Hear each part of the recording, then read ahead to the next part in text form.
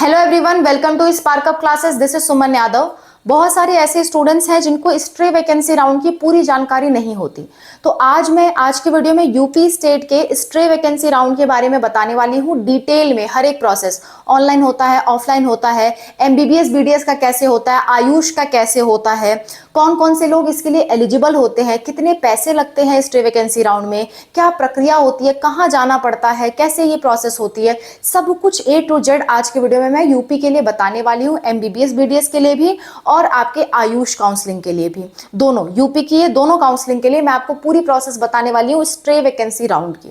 ठीक है, और अगर आपको ऑल इंडिया के लिए सेम चीज जाननी है तो मैंने इस वीडियो में ऑलरेडी बता दिया है, आप जाकर के देख सकते हैं। ओके, चलिए डिस्कस करते हैं।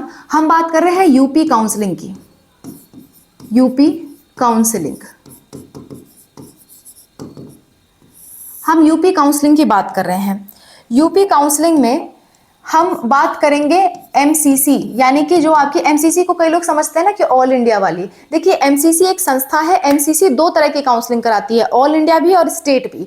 और स्टेट वाला स्टेट गवर्नमेंट के हक में आता है, इसलिए वेबसाइट बदल जाती है, लेकिन उसकी जो अथॉरिटी होती है वो एमसीसी के पास ही होती है। तो MCC state, MCC all India, दोनों अलग अलग है।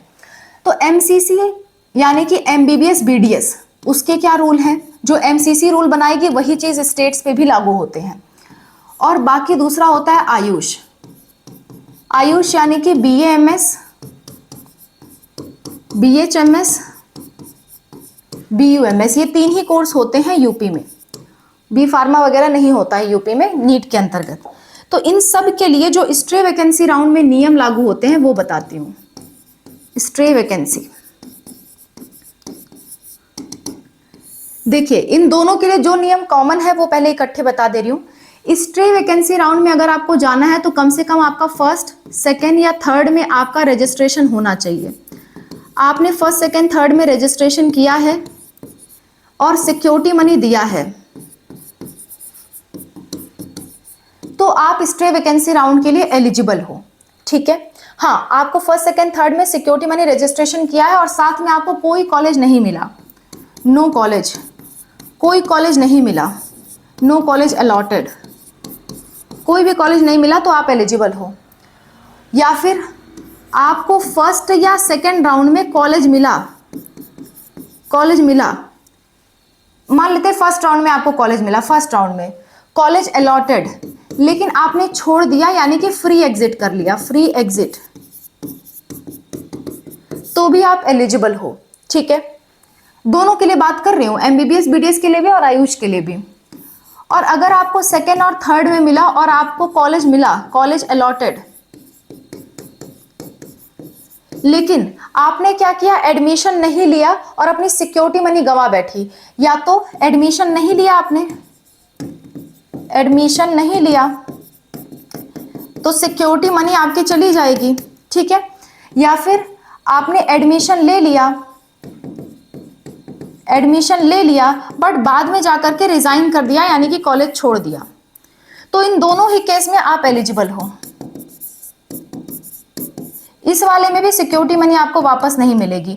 तो इस वाले में जब आप एलिजिबल हो तो आपको स्ट्रे वैकेंसी में जाने के लिए दोबारा से रजिस्ट्रेशन, दोबारा से सिक्योरिटी मनी देनी पड़ेगी, दोबारा से देनी पड़ेगी। ठीक है, आप एलिजिबल तो हो लेकिन दोबारा से देनी पड़ेगी। समझ गए बात को? कोई ऐसा स्टूडेंट जो पहली बार स्ट्रे वैकेंसी राउंड में आना चाहता है, अभी तक रजिस्ट्रेशन नहीं किया, तो डायरेक्ट भी आ सकता है, बिना किसी प्रॉब्लम के डायरेक्ट भी जा सकता है। स्ट्रे वैकेंसी राउंड के लिए डायरेक्ट रजिस्ट्रेशन भी पॉसिबल है। लेकिन स्ट्रे वैकेंसी राउंड में भी दो राउंड होते हैं। स्ट्रे वैकेंसी राउंड में भी दो राउंड होते हैं, स्ट्रे वैकेंसी 1 और स्ट्रे वैकेंसी 2, या कभी कभी स्पेशल स्ट्रे वैकेंसी। तो आप सिर्फ 1 वाले में रजिस्ट्रेशन कर सकते हो, जो 1 में रजिस्ट्रेशन करेगा वही 2 में जाएगा। समझ गए बात को? इतनी बात समझ में आ गई आपको? आगे बढ़ते हैं। सभी के लिए अभी कॉमन नियम बता रही हूं। स्ट्रे वैकेंसी 1 में आपने क्या किया, रजिस्ट्रेशन किया, सिक्योरिटी मनी दी। ठीक है, देने के बाद आप क्या कर सकते हो, आपको कॉलेज मिला तो आपको लेना ही पड़ेगा, कॉलेज लेना पड़ेगा। अभी इसके नियम बता रही हूं थोड़े से और नहीं मिला तो क्या होगा, आप स्ट्रे वैकेंसी 2 में डायरेक्ट चले जाओगे, स्टे वैकेंसी 2 में दोबारा से कॉलेज भरने का मौका नहीं मिलेगा, दोबारा से रजिस्ट्रेशन का मौका नहीं मिलेगा। जो आपने स्टे वैकेंसी 1 में कॉलेज भर रखे थे वही यहाँ भी होंगे, और मिलना होगा तो मिलेगा, नहीं तो फिर आप बाहर हो जाओगे और आपकी सिक्योरिटी मनी वापस मिल जाएगी।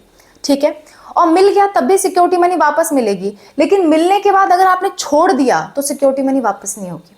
ठीक है, अच्छा आगे बढ़ते हैं।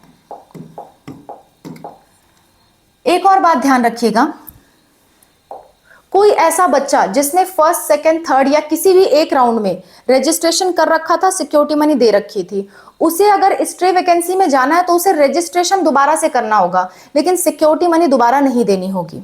ठीक है, हाँ, अगर वो दूसरे और तीसरे राउंड में कॉलेज मिलने के बाद छोड़ चुका है और उसकी सिक्योरिटी मनी जा चुकी है, तो उस केस में उसको रजिस्ट्रेशन प्लस सिक्योरिटी मनी दोनों देना पड़ेगा। और जो भी बच्चे नए हैं उन्हें भी रजिस्ट्रेशन और सिक्योरिटी मनी, जो डायरेक्ट आ रहे हैं उन्हें रजिस्ट्रेशन और सिक्योरिटी मनी दोनों देना पड़ेगा। लेकिन जिन बच्चों को कॉलेज ही नहीं मिला या जो पहले राउंड में फ्री एग्जिट कर चुके हैं, उनको अगर स्टे वैकेंसी राउंड में आना है तो सिर्फ रजिस्ट्रेशन की फीस लगेगी, बाकी फीस नहीं लगेगी। चाहे आप गवर्नमेंट के लिए रजिस्ट्रेशन कर रहे हो या प्राइवेट में, आपको रजिस्ट्रेशन की फीस देनी पड़ेगी, सिक्योरिटी मनी देनी नहीं पड़ेगी। ठीक है, अच्छा अब यहाँ पे थोड़े रूल में चेंज आते हैं।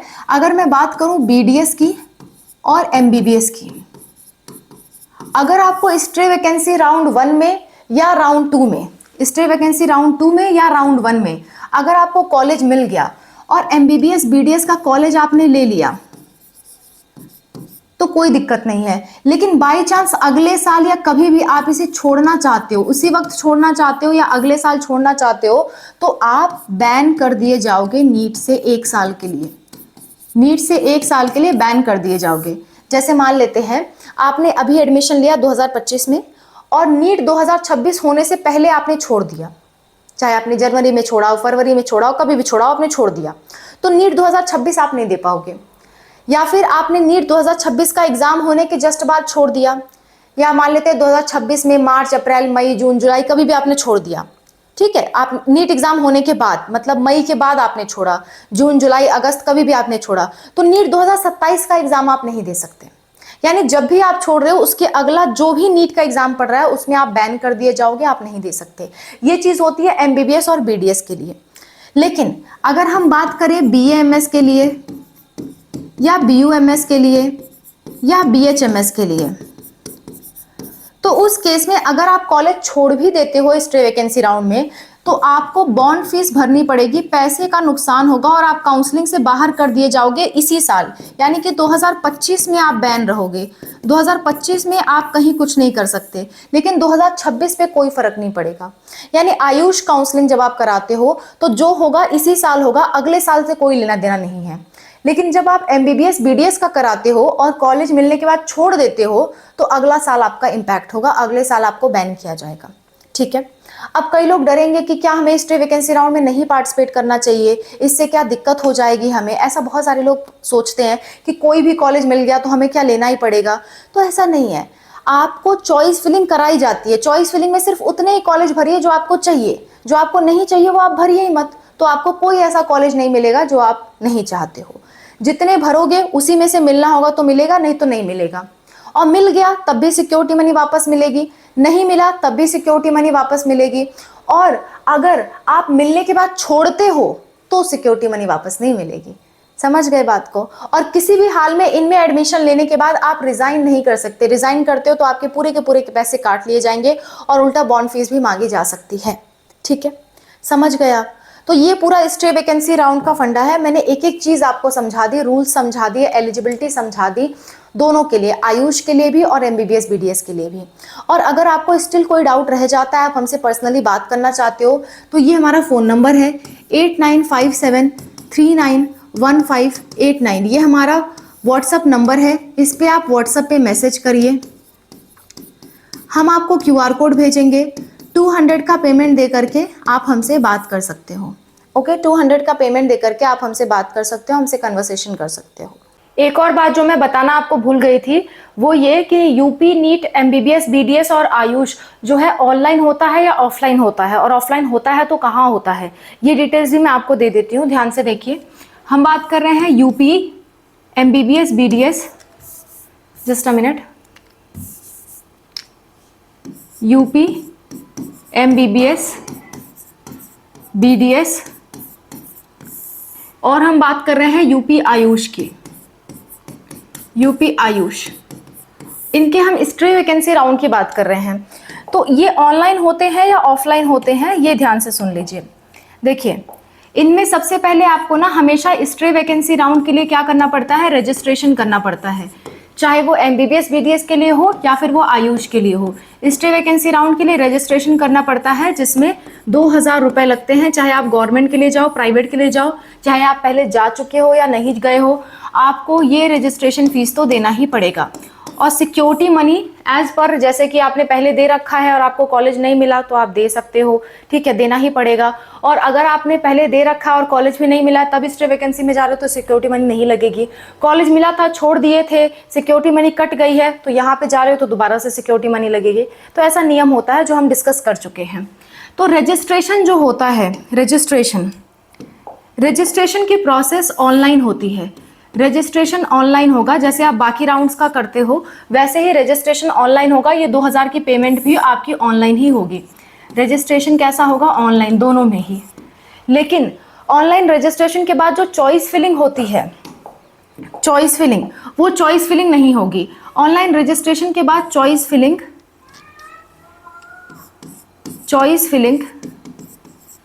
नहीं होगी।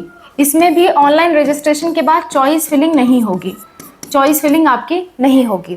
तो आपको क्या करना है, आपको रजिस्ट्रेशन करने के बाद यूपी MBBS BDS में आपको नोडल सेंटर पे जाना है।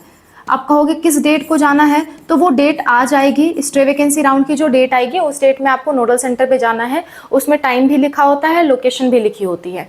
और ज़्यादातर जो नोडल सेंटर है ना, जो आपने चुना है, या तो वो पड़ेगा या फिर आपका KGMU लखनऊ में पड़ता है, तो वहाँ आपको जाना पड़ेगा।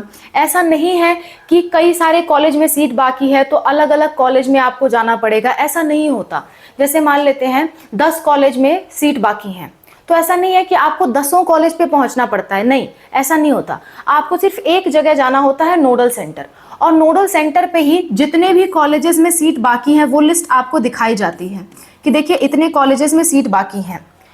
तो आपसे मान लीजिए 100 बच्चे आए हैं वहाँ पे, तो उनको मार्क्स वाइज उनको अरेंज कर दिया जाएगा, मार्क्स वाइज अरेंज कर दिया जाएगा उन्हें। किसी का हो सकता है 500 मार्क्स हो, किसी का 499 मार्क्स हो, किसी का 470 मार्क्स हो, ऐसे करके उन्हें मार्क्स वाइज अरेंज कर दिया जाता है। तो 10 सीटें बची हैं, तो ऊपर के 10 बच्चों को बुलाया जाएगा और एक एक करके फर्स्ट वाले से पूछा जाएगा आप इनमें से कौन सा कॉलेज लेना चाहते हो। अगर उसने फर्स्ट वाला कॉलेज ले लिया तो फर्स्ट वाला सीट वो हटा देंगे। फिर दूसरे बच्चे को बुलाएंगे, उसको कहेंगे इन 9 में से आप कौन सा कॉलेज लेना चाहते हो, तो फिर मान लेते हैं वो ये वाला कॉलेज ले लिया तो इसको हटा देंगे वो लोग। फिर अगले बच्चे को बुलाएंगे जो तीसरे नंबर पे है, उससे पूछेंगे आप उनमें से कौन सा कॉलेज लेना चाहते हो, तो उसमें से वो चुन सकता है, ठीक है। तो इस तरह से आपकी जो है नोडल सेंटर पे आपको बुलाया जाता है और सीट्स का आपसे चयन कराया जाता है, चॉइस फिलिंग कराई जाती है। और उसी वक्त जब आप चुन लेते हो तो आपको पेमेंट देनी होती है, ठीक है। पेमेंट ड्राफ्ट के रूप में वहां पे जमा होगी। कितने का ड्राफ्ट लगेगा ये आपको नोडल सेंटर से भी पता चल जाएगा, और जब लिस्ट आएगी स्टे वैकेंसी राउंड का पूरा डिटेल आएगा तो भी आपको पता चल जाएगा। हमारी वीडियो भी आपको उस पर मिल जाएगी। अभी तो इसकी प्रॉपर डेट्स नहीं आई हुई हैं, प्रॉपर इसका जो इन्फॉर्मेशन है वो नहीं आया हुआ है, पर होता ऐसे है, प्रोसेस ये है, ठीक है। आपको रजिस्ट्रेशन ऑनलाइन करना है, ऑनलाइन करने के बाद नोडल सेंटर पे जाना है, वहां आपको जा करके क्या करना पड़ेगा, कॉलेज दिखाया जाएगा, जितनी भी सीट बाकी होंगी उन सीटों में से आपको चुनना होगा। मान लेते हैं 100 बच्चे गए थे, 100 में से 50 बच्चों को दिखाया गया और 50 बच्चों में सीटें भर गई, तो बाकी के 50 बच्चों को वापस भेज दिया जाएगा ये कह के कि सीट फिल हो चुकी है, अब आपको सीट नहीं मिलेगी। समझ गए आप?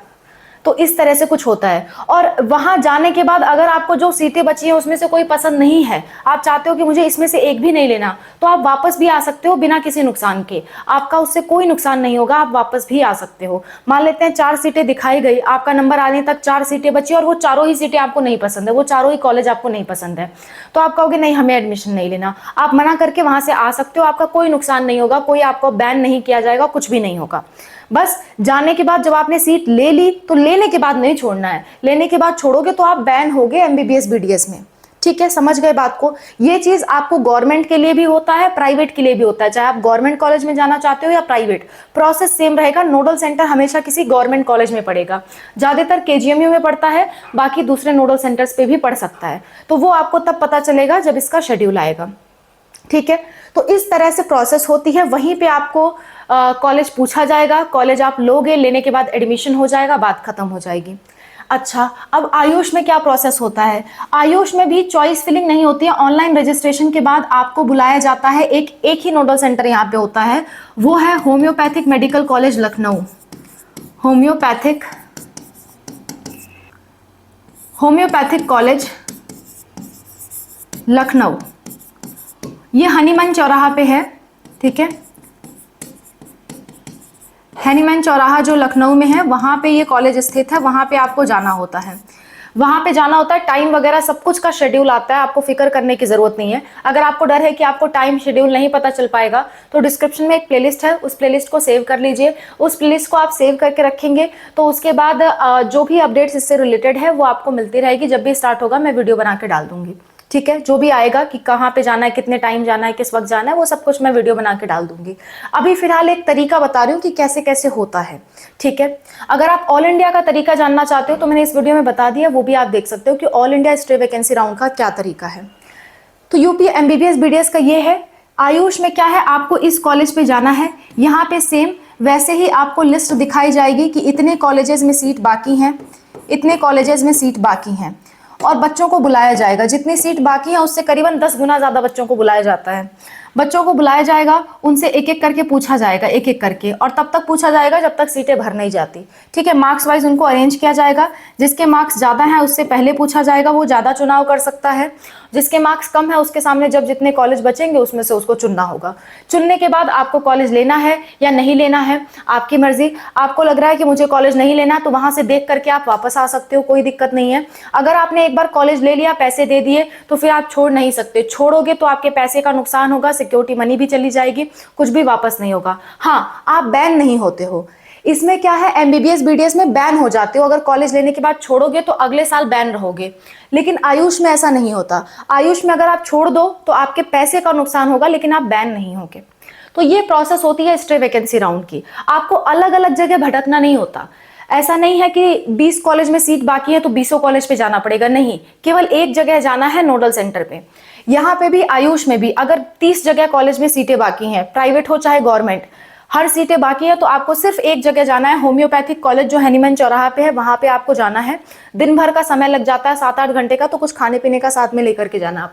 ठीक है, और बाहर निकलने में भी डर लगेगा कि कहीं हमारा नंबर तो नहीं आ गया, तो इसलिए खाने पीने का सामान लेकर के जाना। दिन भर वो आपको बैठाए रखेंगे। ठीक है, मैं भी खुद भी यहाँ पे गई हुई हूँ, तो दिन भर आपको बैठाए रखेंगे, इसलिए खाने पीने का सामान लेके जाना। सुबह 7-8 बजे से स्टार्ट होकर के शाम को 5-6 बजे तक चलता है, तो लगातार विदाउट ब्रेक। ठीक है, तो इसलिए सब कुछ लेकर के जाना ताकि आपको समस्या ना हो। ओके, समझ में आ गई बात ये? तो ये स्ट्रे वैकेंसी राउंड का पूरा नियम कानून था। अगर आपको कोई दिक्कत, कोई समस्या आती है, आपको उस समय हमारी हेल्प चाहिए कि हम उस समय आपकी हेल्प कर सकें, तो ये नंबर है हमारा 8957391589। इस नंबर पे आप व्हाट्सएप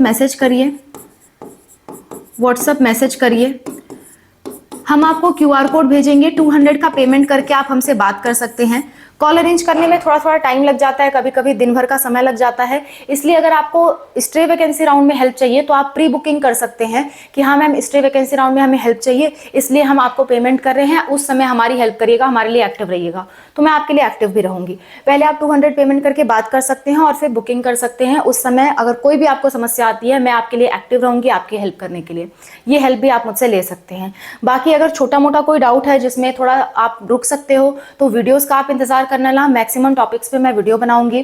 प्लस कमेंट में आप मेंशन कर सकते हो, मैक्सिमम कमेंट्स का हम रिप्लाई भी करते हैं। Okay, so that's all about the video. I hope this video is helpful for you. Counselling मुझसे करानी है तो अभी भी राउंड्स आपके बाकी हैं, मॉपअप राउंड बाकी है जिसे आप 3rd राउंड कहते हो। काउंसलिंग करानी है तो भी उसी नंबर पे आप संपर्क करिए। हमें काउंसलिंग के चार्जेस हम आपसे लेंगे, डिपेंड ऑन आप कितने कॉलेजेस भरवा रहे हो, कौन से कॉलेज भरवा रहे हो, कौन सी काउंसलिंग करा रहे हो, गवर्नमेंट भरवा रहे हो, प्राइवेट भरवा रहे हो, तो उसके अकॉर्डिंग हम आपको चॉइस फिलिंग करके प्रेफरेंस बना करके देंगे, या आप कहोगे तो हम खुद भी फिल कर देंगे। उसके लिए आपको काउंसलिंग के चार्जेस पे करने होंगे। चार्जेस के लिए आप सेम नंबर पे कॉन्टैक्ट कांटेक्ट करिए।